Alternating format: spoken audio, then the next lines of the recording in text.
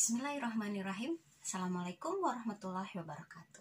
Apa kabar semuanya? Mudah-mudahan baik-baik saja dan selalu berada di dalam lindungan Allah Subhanahu wa Ta'ala.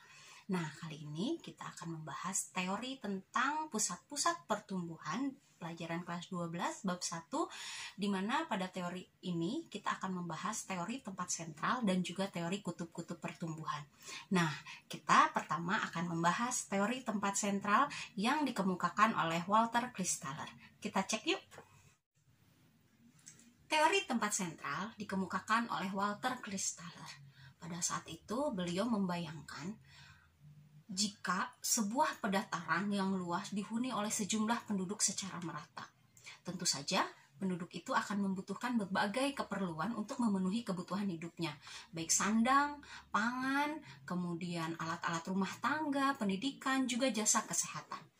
Untuk memperoleh kebutuhannya itu, penduduk harus pergi ke tempat yang menyediakan barang dan jasa tersebut dan menempuh jarak tertentu. Jarak tempuh penduduk dari tempat tinggalnya menuju tempat penyedia barang dan jasa itu disebut dengan range. Nah, kemudian di lain pihak, penyedia barang dan jasa, dalam hal ini pertokoan, pasti menginginkan keuntungan yang sebesar-besarnya dengan cara mencari lokasi-lokasi yang strategis. Nah, kenapa harus mencari lokasi yang strategis? Supaya mudah dijangkau oleh semua penduduk yang berada di sekitar pertokoan itu. Lokasi strategis merupakan pusat aktivitas yang dapat melayani kebutuhan penduduk dalam jumlah partisipasi yang maksimum, sehingga memunculkan yang disebut dengan threshold, yaitu jumlah minimal penduduk yang diperlukan untuk kelancaran dan keseimbangan suplai barang dan jasa. Teori titik sentral ini merupakan titik simpul dari sebuah bidang segi 6 ataupun heksagonal, di mana titik tengahnya merupakan titik sentral. Nah, kemudian di titik sentral itu nanti penduduk bisa dilayani berbagai macam kebutuhannya, dan juga penjual tidak rugi karena semua penduduk yang ada di lingkaran heksagonal itu sudah menjadi pelanggan tetap.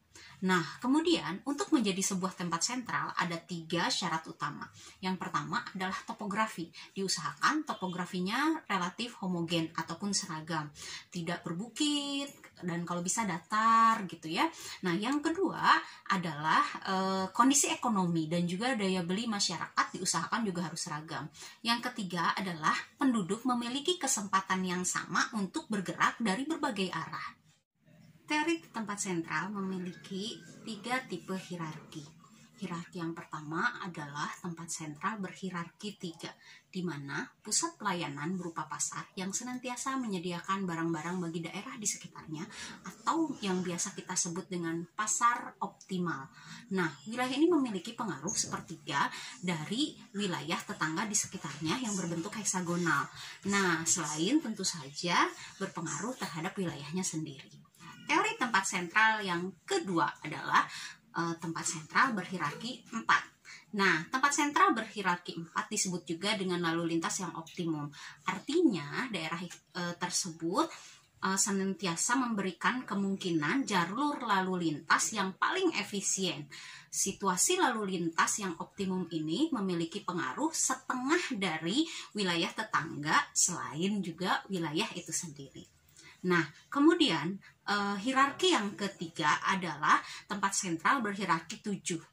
Disebut juga situasi administrasi optimum, di mana tempat sentral ini mempengaruhi seluruh bagian wilayah-wilayah tetangganya, selain mempengaruhi wilayah itu sendiri. Dan juga wilayah situasi administrasi ini biasanya berupa kota pusat pemerintahan. Nah, itu tadi pemaparan kita tentang teori pusat sentral yang dikemukakan oleh Walter Christaller. Sekarang kita akan membahas teori pusat pertumbuhan yang dikemukakan oleh Birax. Nah, anak-anakku, menurut beliau, pertumbuhan wilayah itu tidak terjadi di sembarang tempat dan juga tidak terjadi secara serentak, tetapi pertumbuhan terjadi pada titik-titik atau kutub-kutub pertumbuhan dengan intensitas yang berubah-ubah. Lalu pertumbuhan itu menyebar di sepanjang saluran yang beraneka ragam dan dengan pengaruh yang dinamis terhadap perekonomian wilayah. Nah, teori ini diperkuat oleh Friedman yang mengemukakan bahwa konsep growth ini terhubung ke dalam konsep center periperi ataupun pusat pinggiran, di mana pengembangan wilayah menurut Friedman akan melahirkan kota utama dan wilayah sekitarnya yang menjadi inti atau core dari sistem kota-kota nasional, dan pinggiran atau periperi yang berada di luar dan bergantung kepada inti. Nah, itu dia anak-anakku semuanya pemaparan Ibu tentang teori pusat pertumbuhan, dimulai dari teori tempat sentral, kemudian teori kutub pertumbuhan. Mudah-mudahan semua dapat memahami apa yang Ibu jabarkan tadi. Terima kasih atas perhatiannya. Assalamualaikum warahmatullahi wabarakatuh.